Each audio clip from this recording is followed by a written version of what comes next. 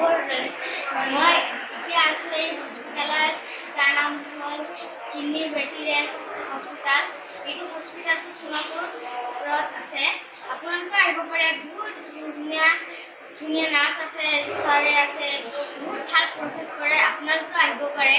ইয়াত বহুত ধুনীয়া ধুনীয়া আছে, নাৰ্ছ আছে। এতিয়া মই সুস্থ আছোঁ, পূৰা দিব পাৰোঁ, খেলিব পাৰোঁ। আপোনালোকে ইয়াত আহিব। নমস্কাৰ, মই থেংকছৰ পৰা আহিছোঁ। ল'ৰাটো মানে কিডনী প্ৰব্লেম ভয় খাই আছিলোঁ। শ্বিলং গ'লেও বহুত দীঘলীয়া প্ৰচেছ দিলে। ইয়াতে আহিলোঁ ওচৰতে গুৱাহাটী আহি পেলাই ইয়াতে আগত জনা নাছিলোঁ। ইয়াতে চলি এতিয়া ছাৰে বহুত ধুনীয়াকৈ ট্ৰিটমেণ্ট কৰিছে। এতিয়া ভাল হৈছে, সুস্থ হৈছে, নাচিছে, গান গাই ভাল পাইছে। এতিয়া মনটো ভাল লাগিছে, শান্তি লাগিলে। আজি চেকআপত আহিছিলোঁ।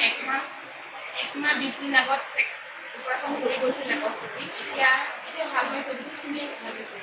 আজি চেকআপত আহি পেলাই ছাৰে ক'লে সকলো ঠিকে আছে, ভাল পাইছোঁ। এতিয়া মনত ইয়াতে ষ্টাফ ভাল, ছাৰজন বহুত ভাল, ফ্ৰী কথাতে ভালকৈ কয় আৰু সকলো নাৰ্ছবোৰ ভালকৈ চাই ধুনীয়াকৈ কথা পাতে।